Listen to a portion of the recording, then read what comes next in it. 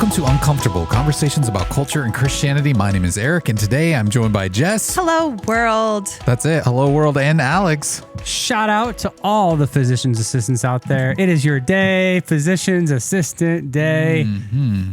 Thank you for assisting physicians and all that you do. Yeah. It matters. So if you're a physician's assistant listening to this, know that you are loved by the Uncomfortable podcast. All right.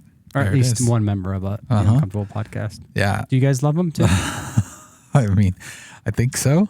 Yeah. I think so. Yep. I think I do. Yep. I mean, Do you have a it's physician's very assistant random. in your life that you love? yeah. Is there Are you someone? somebody coming to mind? or- There are some friends that I have that are PAs. Yeah. The first PA began at Duke University. I also saw that when I was doing some research on The first PA came out of Duke University. Yeah. Mm-hmm. So. Just the trivia we get from him, Eric. This is fascinating. It's that's a word for it. I'm about to fall off my seat. I'm You so guys far on the edge. Don't celebrate this every year? No, I don't. No, I don't. I'm sorry. And nothing against physician assistants. I Just can't keep up with all the Yeah, I'm not like, I don't have the resources you do to just internet. have all of that information for every random made up day. But I do wonder Well, you're sometimes if opening you the missed your podcast. calling. Like maybe you should work for Hallmark or something like that, where Nope. you could just make. No, he's more of a Lifetime guy. I don't I think. would. No, I meant would the say- actual greeting card company where he could make greeting cards for every day of the year. Okay, point. that I actually feel like could work. Yeah. Yeah, but out of those two, Would they be the $4.99 cards or the 99-cent ones? That's the question. Depends on the And that's holiday, not for us right? to decide. I would say the random days of the year would be 99 cents. Like, Yeah. sorry, physician's assistant day would probably be Shout 99 out. cents. Anyways, good to know. We do have a voicemail Oh, good. today. We've had texts and things like that previously, and it's nice to have a voicemail again. So here it is. Hi, a couple weeks ago, Jess shared about her idea for a Christian romance novel, and I feel like she didn't quite get to finish. I would love to hear how the rest of the story would go. Thanks. Speaking of Hallmark, A lot of people were I'm left screaming. in suspense with this. we got some good comments. I yeah. know on YouTube about this, and we put it out there on our social media. If you're not following us, on social media, Could do that. it's Instagram and TikTok. What's the handle again? Eric? At CCC OMA podcast. Yeah, so it's fun. Okay. You left go us at a back there? point Did you go that it's a worship leader, and Yeah, new to a he's a church. handsome guy. A lady in the He basement. hears a lady in the basement singing. One of them was widowed. Yep. Her husband died Her 12 years husband- ago. Yeah. She's singing in the basement, and he heard. Yeah. The angelic Her. voice. Yeah. And then And then remember, there was There's a fall festival. church Yeah, festival okay. that was happening, and he wanted her to come, but he didn't know how to communicate But that. did he want her to sing? A classic or just like a relationship date? issue. Was he inviting her to sing, or was it more I of think like he a wanted her to just hang out? be in his presence and, Yeah, and okay. to So be in hers. Okay, Yeah. got it. And so, Yeah. Okay. So how's All this? right. How's this wrap up? Like, did they? how does it wrap up? I mean, it makes really me. what I wanna know. I'm like getting in touch back with my emotions that I pulled from the story, because I've thought about it too. since Okay. then. Okay. All right. So there's a fall festival, and Is it called the Hallelujah Hoedown? he wants her to come. And there was a misunderstanding. I think maybe she probably saw him meeting with the lady that organizes the choir. Oh, man, classic. The choir, and so she thinks, well, maybe I misread these signals, and he doesn't want me to come. But so she goes home, and she which has been playing throughout the story, but I didn't notice, or I didn't mention, was that she Choking on has water. It's not a medical She has emergency. a 15-year-old daughter. Oh, that That is a plot twist. Yeah, big one. that says, "Mom, we should go." Yeah. And she's like, "So and so, he invited us to come. We need to come. Mom, maybe we can sing our duet that we wrote together." Okay. They wrote a duet. So, Okay. so they come to the fall festival, and she's, obviously like not feeling super confident, but the Yeah. guy's up on the stage, and they make eye contact. I'm picturing it. The electricity Okay. that's in that moment. Yeah. And he starts singing, and it happens to be a song that he found written, left on a piano, which was the song Oh, the duet. that they Okay. had written together. That's really good. So they all go on stage. It's really good, yeah. They all go on stage and sing. And after that, he says, Will you "You're the marry only me? one for me." Oh, And did he there's sing a it like kiss. in a like the Grease song? You're the only one I want. Or no? Yeah. And Yes then or no? obviously, like, her best friends are watching all the electricity on stage. Yeah.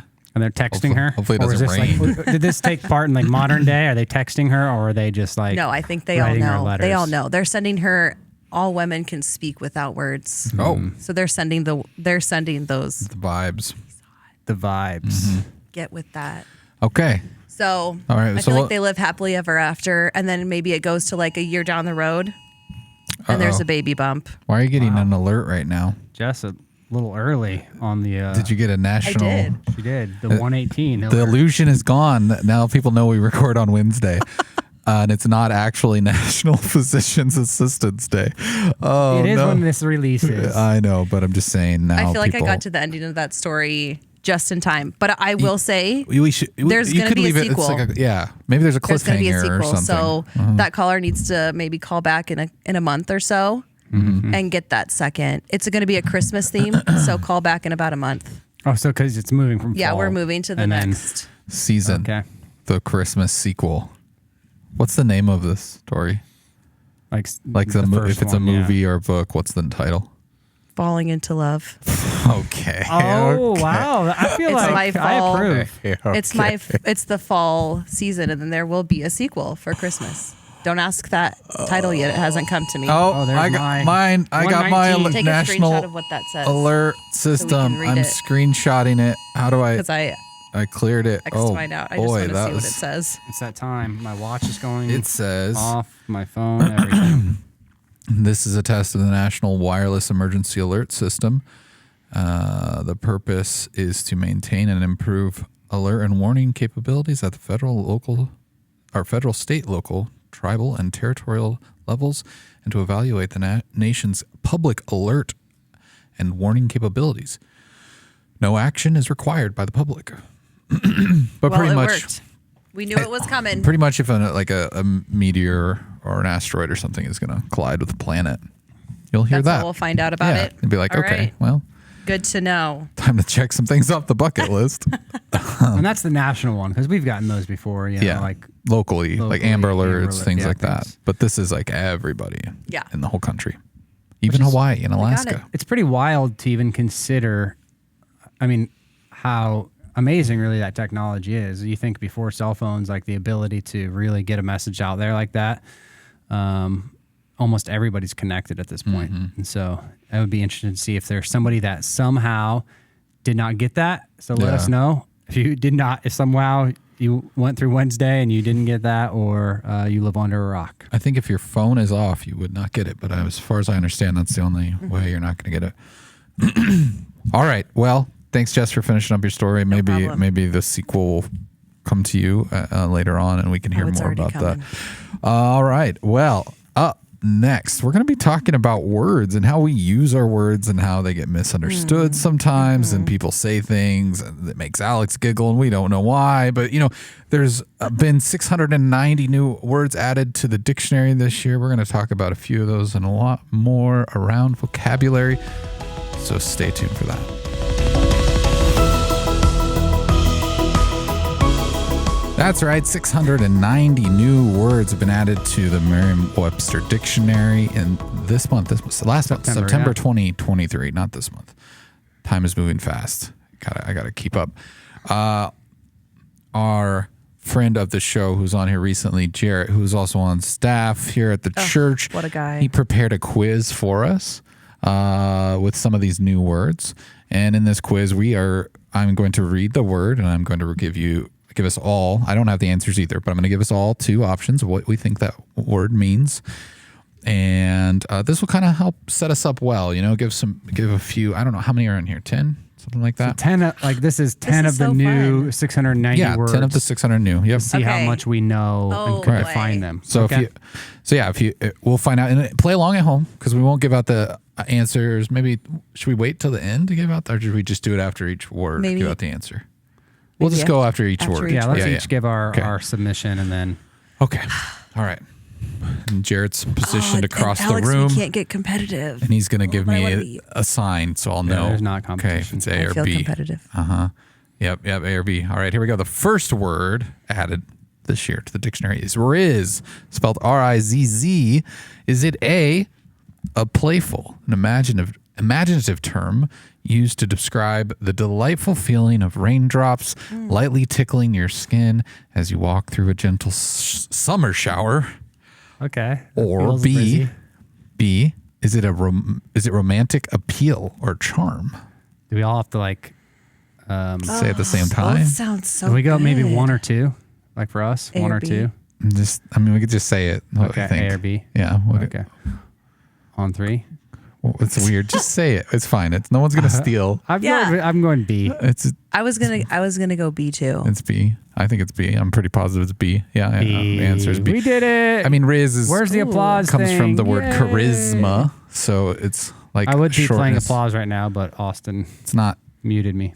it comes from the word charisma. So Okay. Riz, you have Riz. charisma. You're Rizzy. You have Riz. No, You get I don't some know if we Riz. would want to add a Get Y some there. Riz to you.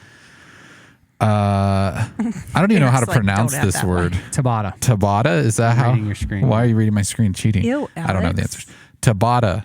And it says in parentheses, exercise. I don't know. It must be some sort of exercise. It An is. exercise circuit where you attempt to complete as many reps as possible every minute, beginning on the minute. Or is it a type of high intensity interval training alternating between 20 seconds of exercise and 10 seconds of rest? What is a Tabata? Tabata is named after, so it's a name after the person that actually invented this type of exercise. I feel like this is tricky because it's pretty close. Like both of them can fit.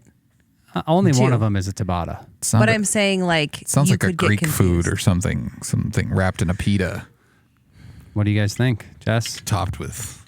Eric? Now I forgot what you said, but Okay, it's an exercise circuit where you attempt to complete as many reps as possible every minute, beginning on the minute, or a type of high intensity interval training alternating between 20 seconds of exercise and 10 seconds of rest.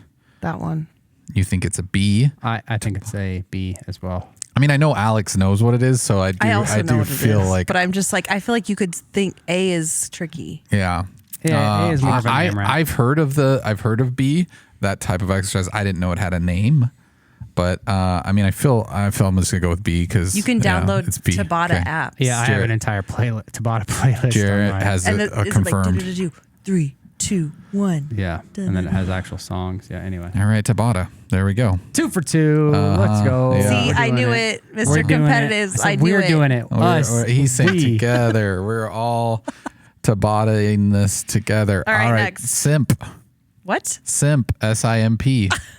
Oh my goodness. What? Jarrett. Okay. What about it? Are you don't know. Are you upset about You don't this? like that word? Is it I like was just moist? not surprised. Like some people, they like when they hear the Okay. word moist, they're No. just like, gross. Read the definition and we'll see. All right. The origins of these words are much more interesting to me than the definitions. But simp, A, to show excessive devotion to or longing for someone or something. B, something that is easy to complete. Slang for simple. That's so simp. That's simp. No, I've heard it in not positive. Like it's used derogatory usually. Yeah. A. Yeah, it's kind of an insult, and sometimes I've heard it that way. Yeah. Yeah. You so A, you're saying? Yeah. A. What are you guessing? I'm going B. Are you really? I'm going A. It's definitely A. I think Alex Have is you being never- contrarian. some people He's will just say, like, he "Come wants to on. lose I the game. always say that to my kids. I'm You're always like, Don't. come on, this task is so simp. No, you don't. You don't. You don't People want to eat your usually carrots? say, You know how like, simp it is to eat your carrots? He's never mind. I feel like we'll okay. get in trouble if I use it in a sentence. Go ahead. Next word. Yeah, I know it's tough, but it is sometimes people will use it like if like fanboy or something like that, like you are too obsessed with this person. Oh, you're such a simp. Like you just do anything for them. Well, I'm a No. 66% That too. right now. That's how it's typically used derogatory. I'm curious where you're hearing this, Jess. We'll have to talk later, compare notes. I don't want to get in trouble. Yeah, Let's don't go get in next trouble. one. Next one. This one, we're all going to get in trouble. Bussin. Spelled Bussin This got added apostrophe. to the dictionary. Yeah, bussin is added to the dictionary. Frequently used 3 times in a information row. for us to Bussin. A, extremely good or excellent. B, when your car breaks down. it's bussin. I'm going to go with... Although when your car breaks down, you will be bussing. Yeah, you'll be riding the bus. Yeah. I'm going to go with A. It's A. Extremely good or excellent. I'm gonna cry. Usually That's this is funny. like a lot of times it's used when someone's tasting something that's very good. Yeah. Like this My is mom's bussin'. food. Bussin. Yeah. Apostrophe. Is that your... Are you going to go A? There's an apostrophe at the I'm end. going. Oh yeah, I went A. We all went A. Okay, Yeah, just making that's sure. the correct answer. He's trying to get me to. My Extremely kids, good or excellent. my youngest daughter's always bussing to school. Yeah, no, she rides the bus. She's not bussing. We should have been having Austin vote with us. Yeah. Sorry, Austin, we left you out. All right. That's great. TFW. That seems like an acronym, not Yep, a word. got it. But is it A, that feeling when, used especially on social media or in a text message to introduce a relatable scenario, or an image that evokes a specific feeling, or B, tacos for Wendell, used especially when you get tacos for Wendell Nelson. Dr. Wendell Nelson, yes. This is cute. And I would be impressed if this was added to the dictionary specifically for pastor here at the church. That would be very impressive. So I am going to go with A because I don't believe all the way. it's tacos for Wendell. But hey, Still can't believe I missed that one. if Wendell needs tacos, we should probably TFW. Get TFW. Nerf. It's the next word. NERF. NERF. It's used in the context of a video game.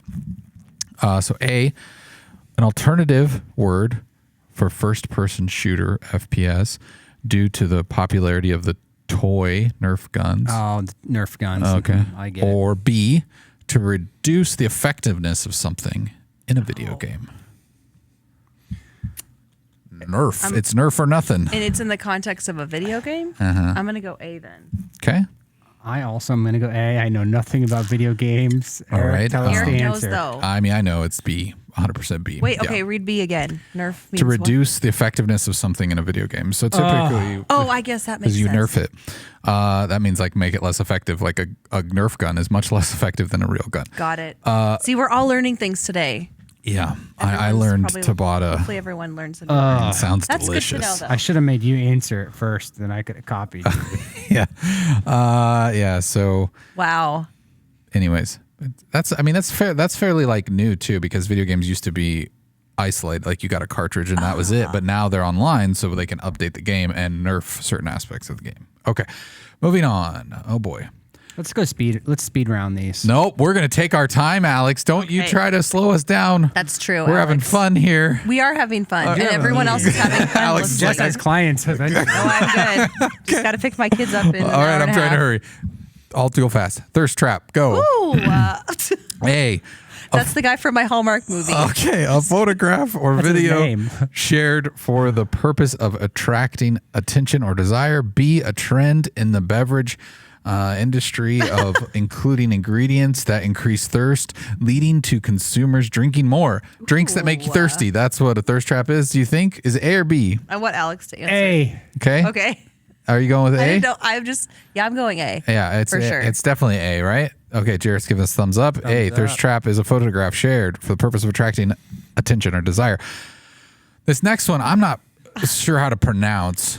Is it Zuz? Ooh. Zuz. Z-H-U-Z-H. Zuz.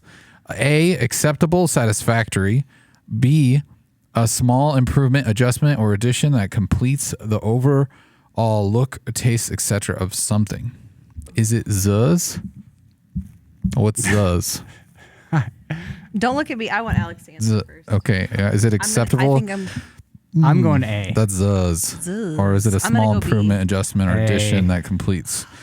Yeah. I'm going to go. Who are you going? I'm went going B. B, I think. B. Yeah. I think I'm going to go with B just because it's like, that's zuz right. Yes. That's what I'm Give me a thinking. little zuz. Okay. Yeah. It's Got B. it. Sorry, Alex. Gosh. It's I B. can't believe I missed 3. Yeah. All right. Meme stock. We got 2 more. Meme stock? That's a Meme- word? Pretty sure it's not Meme. It's not meme stock. Meme? It's meme My stock. Meme grandmother. stock? Meme. E-M-M-E-M-E. Stock. S-T-O-C-K. Okay. Meme stock. A stock that experiences a temporary sudden surge in popularity and price due to coordinated effort by small investors. Or B, stocks that have become the subject of memes, usually on social media, due to the perceived humor of their abbreviations. Oh my Meme stock, is it This A is or hard. B? B. Okay. Final answer. Jess? My gut says A, but I don't know if I'm Okay. I'm going A? with see A. how Yes, your gut is on I'm or pretty off. positive it's A. Probably. Jarrett, yes, it's A. That is the correct I can't answer. believe it. I feel so So uneducated. All right. The last one is It's not noon your- ball. They're new words. Noon ball. N-O-O-N-B-A-L. There's no way that was added to the dictionary this year. Is it This it is a basketball lie. played at noon? Jarrett. A or B, basketball played at 11:30 a.m. Which one is it? This What was is A? not Basketball played at noon. a true word that was added to the Merriam-Webster Are you suggesting Dictionary. that Jarrett, compromised the integrity of It's this all a quiz? Okay. What did you call it? It's a fraud. No. This Nude- whole thing. Nude ball? No, Can't not the trust whole any of it thing. now. This part maybe, but the rest of it is No, accurate. it's good. Noon balls definitely was at one time played at noon. It was. and now it's played at 11:30. Yep. So, anyways, We'll go B. yeah. We were right. We're just really trying to clean up your reputation, make sure that the nude ball thing is expunged from the internet I don't know. completely. It's still Alex. iffy So, for me. In case there's any deep, dark, whatever those things are called. we're trying to zuzz it up, if you know what I'm saying. All right. That was chop it up. that was the quiz. Let's get Okay. into the discussion. We spent too much time on that. I'm sorry, Oh, that everyone. was fun. It was fun. Thank you, Jarrett. I love when people plan games for us. They're surprises. It's a good time.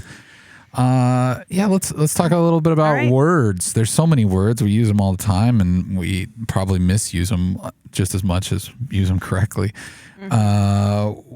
What is a funny or embarrassing, maybe personal story where you used a word and didn't realize it? I can think of one right now, and it happened That I on this did? podcast, and we got corrected by the one and only Mark Ashton. Oh, okay. Live on air while we were recording. I think I said, stooped was the word. No, we were saying it's like a word. Oh man, now I forgot the word. Oh, I was No wonder you got corrected. I got correct. It wasn't stoop. No, what was the word we said? Because I said it on a mistake, and then Alex repeated me like subconsciously. I think he just said the word again, and then Minister Mark Ashton was like, "Hey, what are we doing here? What word are you using? Do you guys remember this?" I don't I must recall. have not said it I because you I don't didn't think I say hear it. it. I try to block all those out of my memory. I remember a word I misused on the podcast. Go for it. Maybe I'll remember this word I When misused. we were talking about incompetence, and I said yeah. incontinence. Yes. That I don't Yeah. think I'll Oh, ever yeah. live down That's- because just when I about forget it, somebody reminds me that I've done that. Very Steeped. different things. It was steeped, and we said Steeped? stooped. I think I said like you're steeped in something, like, and I think I said stooped or something like that. I don't even remember. I just misspoke. But then Alex was trying to like follow up on the thought I had, and he used it incorrectly as well. It's hard I'm to pretty not, sure like, that's what it was. Overthink. I remember one time I was recording announcements here at the church, and we did like a face swap, me and Steve Yost. Mm-hmm. And it was pretty funny that we did a face swap. But I remember saying, I'm not going to repeat the phrase, but it was a phrase I always thought was just like, oh, that's perfect. That's Good. awesome. That's great. Great. Yeah. And then I used it, and I honestly had no clue. And then I remember the person at the time named Joe that was the head of all of the ministry arts department, like watched the video. He's like, we can't put that in there. And it was a pretty not good thing. And I honestly had no clue. And I learned, and I'm grateful. Yeah. Because it was something that was probably part of my vocabulary that I was using wrong the entire time. Mm-hmm. And it probably has more than one meaning overall, but the actual meaning or its origins were pretty dirty. Yeah. So I was happy for that. You sent me recently a TikTok though, because somebody asked, I think, Justin Timberlake this, right? Like what was that like? It's like, what's a word you regret saying? Yeah. The wrong way. Mispronouncing. And he said May. Yeah. May. And Alex was disappointed because he's like, I built my whole identity around this song. This is not a song just for April? Yeah. This is the worst. It is tough sometimes because I think a lot of times we are judged on maybe our level of education or our intelligence by the words we use and how we say them and how we pronounce them or spell them or that sort of thing. And I think it just leads. I'm probably more of an advocate of as long as the language you're using is communicating the thing you're wanting it to communicate.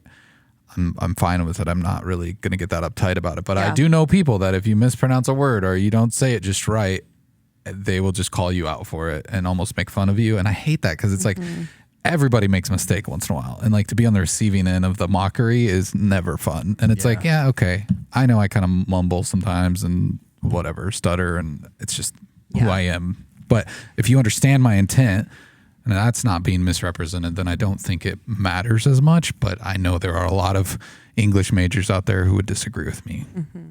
I also feel like it's hard to give yourself a break when you do make a mistake. Yeah. I mean, all of us, like, I didn't know that was going to be a question, like, but how easy it is to recall when we've misdone something because it misdone. Is that even, I'm like, now I'm overthinking. I don't know. Everything. I'm very embarrassed for you. But you can instantly think back to it because it's associated with embarrassment or humiliated or like it's normally in front of other people and it's not fun. Yeah. And I think like in a platform like a podcast or things that are like preaching, when it just is bound to happen. You're going to like trip over a word or say something totally wrong. And there are definitely sometimes, I've said a word wrong or I've said especially biblical terms, because there's a lot of biblical terms. I mean, you just got to say names with a lot of confidence a lot of times when you're just reading, scripture. But there's like transliteration and then there's actual Greek or Hebrew, how it would be said. And then there's like the English version. I remember a couple months ago, I went with the transliterated word instead of like the English equivalent to it. And someone let me know about that. I think it's something you have to define. Like I am grateful when I am corrected with grace. Like if someone's like, "Hey, no, you're saying that wrong, or you're using that word wrong." Well, great. I want to know that. Because then when I use that word the next time, I know my intent is correct and whatever. But I think it's just how that's handled sometimes, the way people approach it.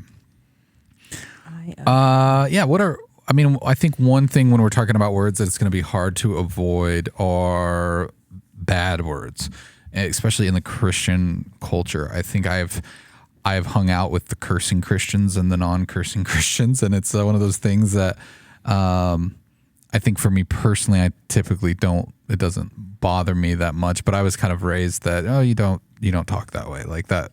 I mean, that's disrespectful, and you don't know who will be offended by that, so you just choose not to use those words. And I mean, I'm not a perfect person. I think like in high school, I remember testing it out a few times to see how it was, but it never was quite the natural fit for me. But it's just, it is one of those things where in certain environments though, like I think even when you maybe go further south, like sometimes language like that is just more acceptable in their culture, and it's just what it is, and you maybe even hear it from a pulpit sometimes, certain words.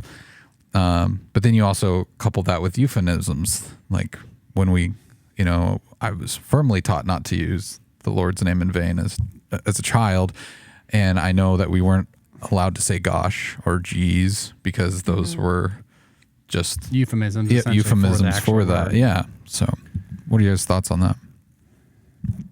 Yeah, I am probably very, I don't know what word, very prude when it comes to like using foul language or cursing and things like that. Or I think I am. And then there's like words that I will use. Like I again, a preaching example. I think I said stupid, like called something stupid. And like a parent was like, my kid, we don't allow that word in our house. And my kid could not believe that you said, oh no. And I do get it, because I do think there is a level of age responsibility, and, you know, like there's probably levels of words that I wouldn't want my kids. Like, do I think shut up? Like, will I say, you know, shut up in some kind of, you know, phrase? Then yeah, I'll probably, no, that's what I said actually in the sermon. I said, shut up. Oh, okay. And I think that was actually a main point of mine was in the Job series, how to be a good friend is, you know, you show up, you shut up, and something else.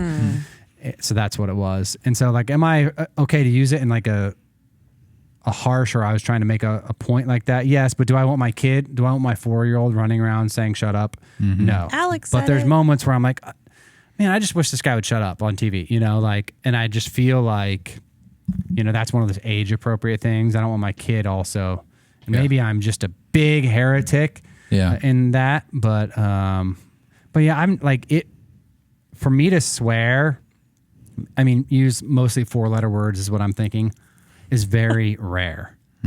Like it's like, I do feel like, I don't even know that the word's convicted, but I feel like that's not me, you know, like, it's weird to hear it. It's out of character. Yeah, out of character. Yeah. So, but then there's some people I'm like, I'm not offended often by that. I do think there's levels of words. Like to me, that like the F word is, you know, different than HE double hockey stick. Oh yeah. Yeah. It does feel that way. I remember when the SH poop word got used a lot more in TV, and I was so confused for a while. I'm like, wait, this used to get constantly bleeped out on everything, and then it just like slowly, that like the less it was bleeped, the more it was used in TV. It just became kind of a culturally more acceptable word. I think in the last probably 10 years, I hear more people use that word in context of so many things and not really think about it. You know, like it's not. It felt like it was always the S tier of swear words up there, but literally S. Yeah. But now it's kind of more of the A tier. So, and I feel that probably about a lot of words. Yeah. As a whole, like that, like hell. I would say. I mean, I said it. I did it. No. Make sure you bleep it. Or you said it. There's so many more words that I feel like you hear that are in mainstream media, or that you probably were just sheltered from more as a child. Yeah, for sure. I also didn't realize how many curse words were in movies that we used to watch as kids. Yeah. Even like I wanted to watch Home Alone a couple years ago with my kids. Yeah. The words that were said, and then the words that like my kids remember. I mean, it was just like, I didn't know it was in there. I didn't expect it, and then I didn't expect them to remember it. But there is a level of responsibility. I think it was Home Alone and then The Mighty Ducks. I would preview those if you're going to show them to your kids. Well, I would always record movies off of TV when I was a kid. So I had all these like pirated copies of Back to the Future and things like that, and I would watch it all the time. And then I bought the Blu-ray of Back to the Future as an adult, and I'm like, I don't remember this in there. Any of these words in I know. there. These that were is true, because they used to like have a lot of TV edits. And they would record like multiple versions, even sometimes on set for TV, like them say a different word. And music, I feel like music did that a lot more. There was like clean versions of songs, especially when they became more popular, or maybe more of like a dance song. Yeah, like the radio edits. Yeah, and so they would a lot of times.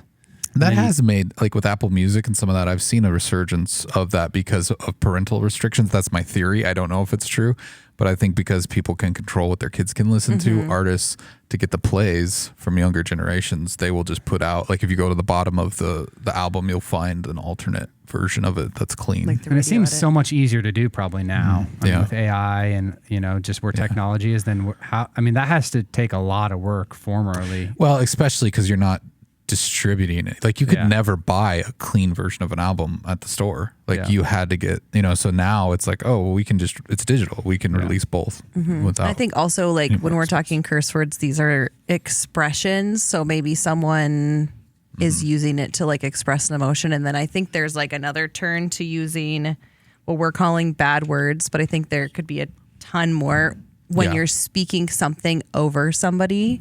So it's like, if they're saying like, I don't know, I don't want to give examples, but like to drop the F-bomb or to say like F you, or like, I even think of a situation, sorry, but not to use like even curse words, but like, I witnessed somebody calling their child obese and just like speaking around them like that. And I just thought, man, the words that we speak over people, and maybe they don't even, it's not even like identified as a bad word, but it's like when we speak those words and terms around or to people, it has a lasting effect that maybe we don't realize. And so this to me kind of leads into that.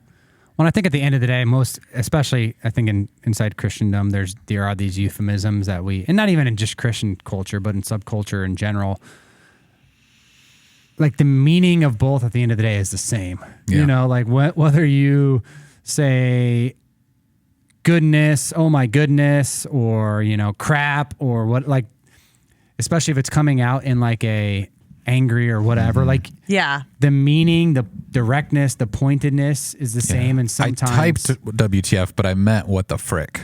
Or fudge. Yeah. Is what I mean when I type that. Yeah. And so I do think that's, it's a matter of the heart, I think, for a lot of those things. Yeah. And I've had to realize that because I would get kind of judgy for people using the actual word when I used the substitute, but meant it with the same amount of punch or meant it with the same amount of, hatred feeling, or anger.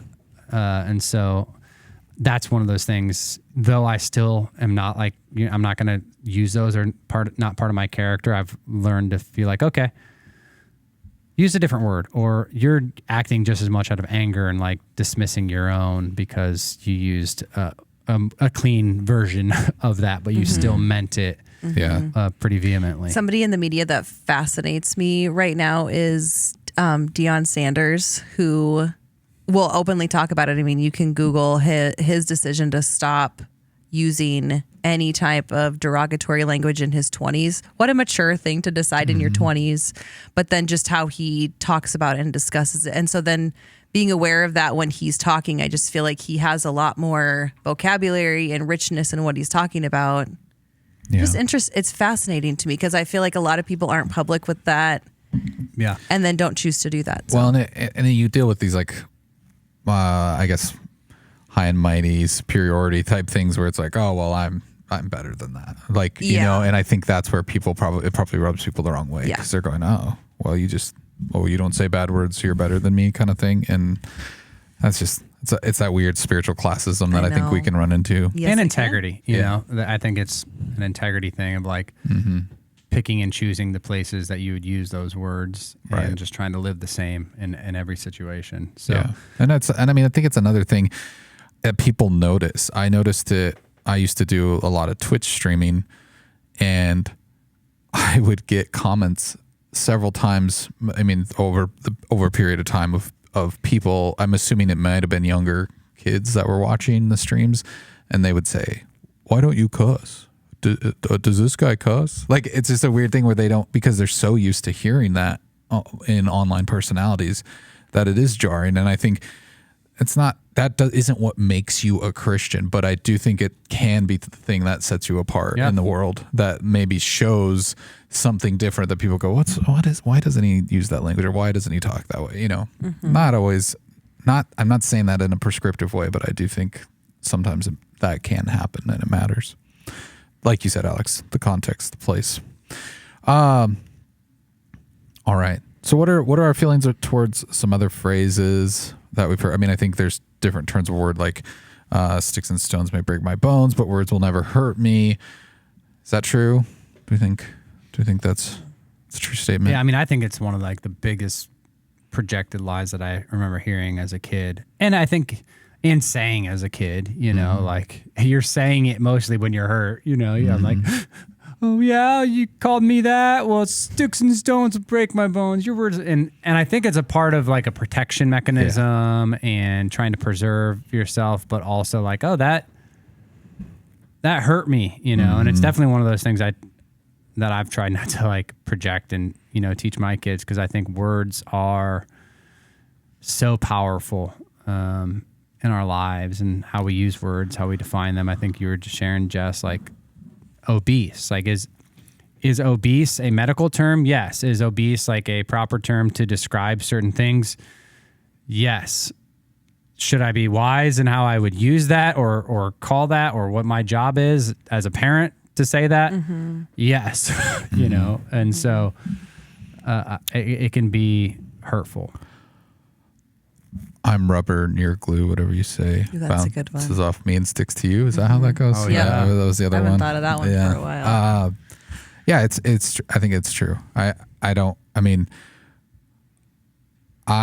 When I am up at night and stressing about things, it's typically something someone said to me or something I said to someone else, and that always boils down to the words I chose. Did I say it correctly? Did I say it right? Did I say it in a way that showed that I wasn't trying to be mean, but I cared about this issue? Or why did they choose those words when they responded to me? Like, what, that was so hurtful. Did they even understand that they were being hurtful? So, I mean, really, these phrases are just that. They're childish, because it really does come down to words a lot of times and how we use them. Let's talk a little bit about then, as we kind of steer this towards a conclusion, why do the words we use and how we define them, why does that matter so much? And why is that? Why do you guys think that's important? I mean, I would say for me, one of the biggest lessons I've learned in just doing this podcast is we have to clearly define words and terms. And I think we've learned that. We're try to embrace it. We try to, maybe sometimes it feels sterile because it's like we're literally reading, you know, a definition from a dictionary, but there's so many things that I've, you know, like topics we've talked about, like gun control. Two different people can have two different thoughts when you even just say those two words together about what that means. Or woke. We talked about that a few months ago. And like some people that I know, love and trust, think that's a really positive word. Some people I know, love and trust, think that is a very negative word and they would never want to be defined that way. Yeah. And so how we use terms and words and coming to a proper understanding to even be able to have a kind of conversation is so critical, because otherwise we're just talking past each other in so many different ways and settings. And so it's one of those things that I've learned, because you think you're on the same page as someone, or maybe even think you're not on the same page as someone because you're using two different definitions, whether it's culturally or not. And so I think it's just so critical to have the same understanding, especially in maybe contentious kind of conversations about what we're saying. So what are some of the examples then from like a Christian worldview where words and different definitions matter, not more, but in a different way sometimes in a Christian worldview? Are those words could be said and they're by a Christian and they're heard by a Christian differently than maybe someone who isn't a believer? I don't think there's a shortage of them. I think one of them that comes to the top of my head is just justice. So justice is, I think, one of those things that most people would say they want justice, right? Yeah. And I think it's one of those words that pretty much everybody has a positive thought and say they want justice, they're fighting for justice, but I think it's what is justice? Like, how do we define what justice is? That, you know, I think especially in the Christian worldview versus maybe a secular, and even sacred, secular, Christian, worldly, I don't always love those terms either. Right. Those separation terms, but I think it is one of those terms where, like, man, if I'm going to go talk about justice to somebody or in a conversation of, man, I'm fighting for justice, like, it's one of those things I'm like, okay, I want to make sure we have a clear working definition together of what that means. Like, if I'm like, I want to start a justice initiative, what does that mean? That can mean so many different things depending on who you are. And because a lot of times people on two different sides of an equation or of a battle, both are passionately fighting for justice, and they just think justice, the end result of justice for both those things looks different. So I think that's one of those examples. I don't think it's wrong in a conversation to, especially if it's getting heated, to pause and say, hey, what does this mean to you? Or like, help me understand how you're using this word, because there is so many possibilities because of what we say matters to hurt and to harm relationships over just the use of different terms. And so I think even slowing down, I'll try to do that and say, so what does this mean to you? Like, what are we talking about? Or like, okay, you said hate. What does hate mean to you? Or this in this context for me, so I can understand you better. Because I want to, like, that's my heart for you, is I want to hear you the right way and not make assumptions. I mean, I think other examples are things like marriage. You hear that. I mean, a lot of times it's a traditional sense of a man and a woman, but in society today, that could mean something completely different.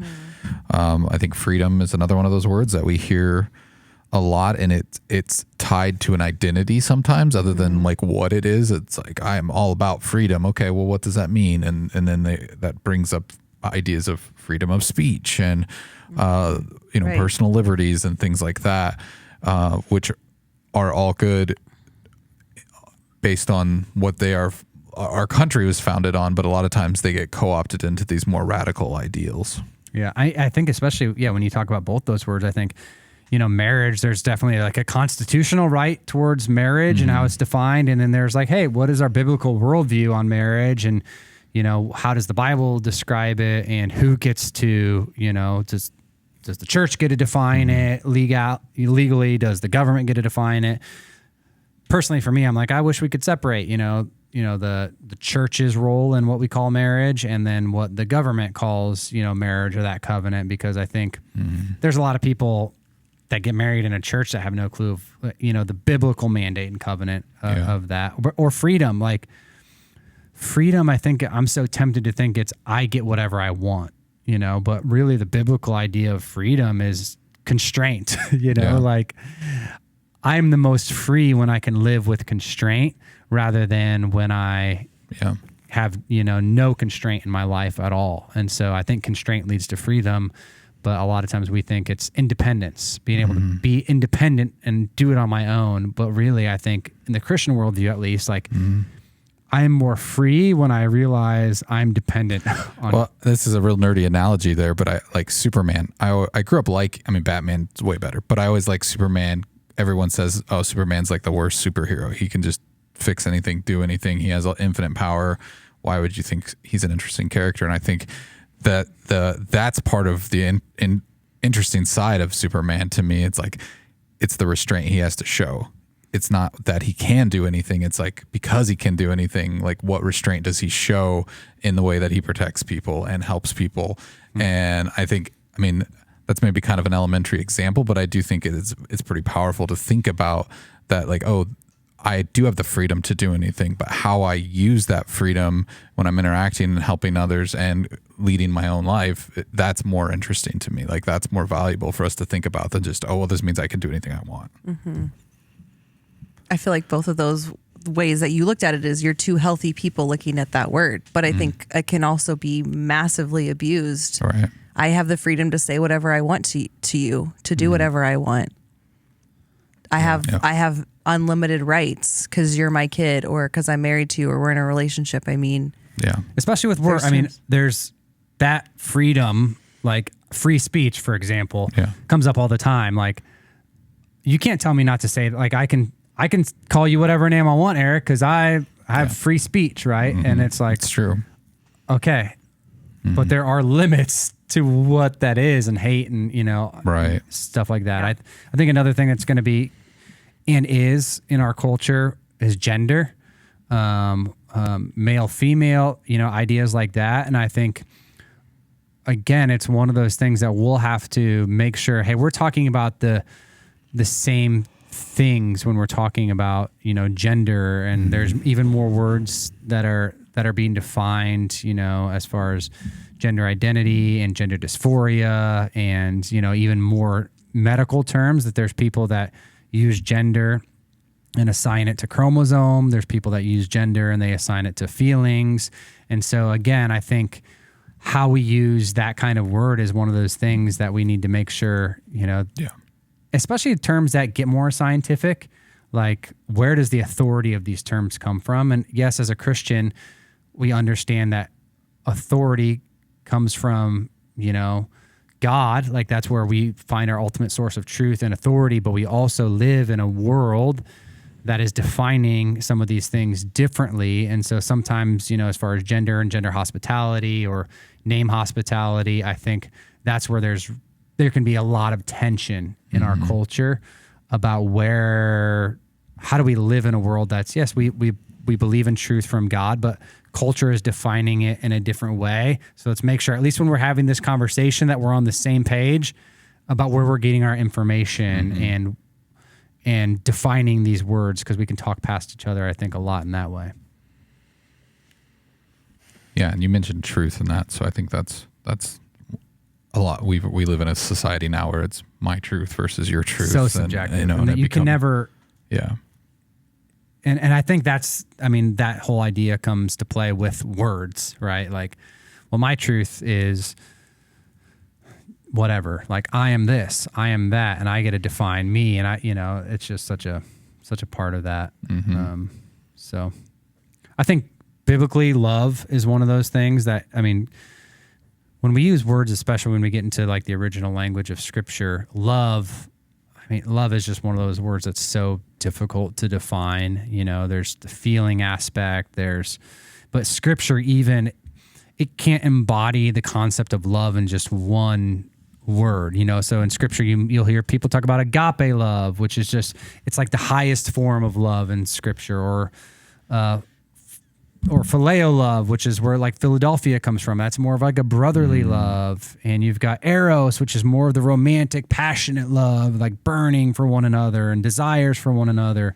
Yeah, I think it's interesting too, though, because love in general has just lost its meaning over time. Oh, for the word love, like I love Cool Ranch Doritos. Okay, yeah. Like I love the Yankees. You know what I mean? It's just people just throw that word around for everything. Like So it's almost like I want a different word. You know, when I talk about my wife, I love my wife. I love my kids. I love, but is that enough to say it that way? Because I don't know. I definitely value them more than Cool Ranch Doritos. Or is that just like our common term of really, really endearment. Liking something that we're using? It makes me think about something that I do at City Care with people, especially like when you're using just like a couple different words. This is making me think of this because with the love, like it's just having multiple definitions, is hearing somebody say the same thing. So I was having a conversation with somebody and they were like, I'm always angry, or I'm always sad. Like, and I feel like pay attention to the words that like run through your head, because I'm like, we're putting that definition onto ourselves and onto somebody else. And so I've started looking up words with people. Yeah. And like, okay, angry means this. The most recent one I had was we pulled up the word humiliated, and I was like, it sounds like you're feeling humiliated. Like, this is what I'm hearing as a therapist. But they're like, no, I don't think so. But then looking at the definition, I was like, does that person make you feel ashamed or foolish? Or is this injuring your dignity? Because that's part of humiliated. And they started to connect with more of that definition. So I'm like, but also when we can look up definitions and we know the meaning behind what we're saying, it gives us more vocabulary and it helps us ultimately to understand ourselves more and other people. Now that sounds like a lot of work, but to me it's like good for those people who are like, I'm always mad all the time, or I'm always sad, or like this pisses me off, or like whatever that word is. It's like pick a word, like look up that definition and like, is there a synonym in there that fits more with that? And can you add it to your vocabulary? I think you mean ticked. That ticked you off. Yeah. And that's why I think it's great that Jared started this off with, us looking at these different words, because it's like there's definitions, they confuse us. Like there were multiple words where things could have been either one could have worked.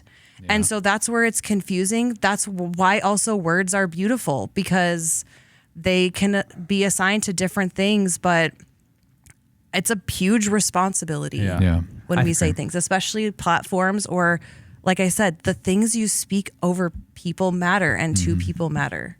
I read a quote recently by Rabbi Abraham Joshua Heschel, and it was that words create worlds. Oh, wow. And like, it's a truth that how we use words or how we define them paints these whole worlds in our lives. And so, I think the difference in like you are and that was, you are dumb or that was dumb. Yeah. Huge difference in how I'm having that conversation with someone and how I use those words. Dumb may be the subject right there, right? Yeah. But how I'm applying that to somebody's life, you are attaching it to their identity, or that was attaching it to a decision, is hugely different. And how I use those words will paint, somebody's worldview. And as Christians, we do know we're coming from a different worldview. All of us bring a worldview to how we're defining words. But I think Scripture even talks often about the words we use, how we say words out of the abundance of the heart. Jesus says the mouth speaks, and so there's this truth to, the words, maybe not even, and I don't even think it's like the exact word, but the punch, like I said earlier, out of the abundance of the heart, whether I said darn, dang, or, that thing that stops water, like it all means the same. It's coming out of my heart. It's a damn, and so I think keeping that in mind, it's out of the heart, and so much language comes from the heart, and it can be cutting, and it can really do a lot more damage than I think we realize. Yeah. And how we say it. Yeah. A lot of times, like, whatever your message can get lost in the mess of like, I can't hear what you're saying because you're yelling, or I can't hear what you're saying because you're not looking at me, or you're saying it in a way that's hurtful towards me. Like, I'm not hearing your message because of how you're delivering it. Oh, the message gets lost in the mess, Jess. Oh, man. Think that's about a good this. one. I mean, even if I was like, Alex, wow, you did a really great job, and I'm not looking at you. Yeah, that was awesome. But like looking in like, hey, like your message last Sunday was so deep and heartfelt, and I got so much out of that. And I'm like, my position and how I'm looking at you. Yeah. Yeah.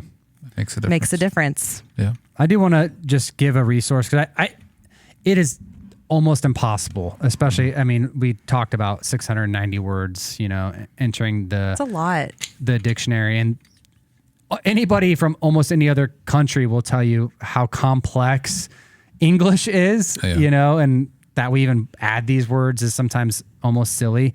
And so I remember a lot of time, I mean, a lot of these words come up as, slang terms, and then they kind of get adopted culturally. And so I remember having conversations with parents a lot in student ministry about like, what do words mean? And what are these words that are popping up? And there's a tool and we've talked about this before, called Axis, AXIS.org. And they have a thing called the Culture Translator that you can sign up for. It's a weekly email that you can get sent to you that talks about maybe words that people are using. It talks about a lot of the trending things in culture, especially teens and younger people are talking about. So you'll be able to kind of know, hey, this movie is coming out, or these are the things happening on TikTok, or find out what the heck TikTok is if you don't know what that is. And so it's been a very helpful, I think, resource that I would recommend for people that are like, I don't know where to start, and how much do I keep up on words and language, that it continues in that to like build a library, of what those words are. So it kind of gives you not an edge up, but maybe more of an understanding of a younger culture and what's being said out there. So again, AXIS.org, and it's the Culture Translator that you can subscribe to. Cool. So, all right. Well, we said a lot of words. I'm sure it's well over 690 words at this point, but it's still an interesting topic, and hopefully, some people extended their vocabulary today. I know I did. I didn't learn. I didn't know what Tabata was, and now it sounds delicious. I think I'm Hollow gonna Rocks after this. get one. You guys want to go get some Tabata after the podcast? I don't know, it still sounds like food to me. Sorry. All right. But thanks, guys, for this conversation. Thanks for everyone for listening. If you have any questions or concerns, you want to reach out to us, you can always do that. You can visit us on social media on Instagram and TikTok at CCCOMA Podcast. You can leave us a voicemail at 402-885-9930, or you can email us at podcast@cccomaha.org. That's podcast@cccomaha.org. But until next time, we'll talk to you then.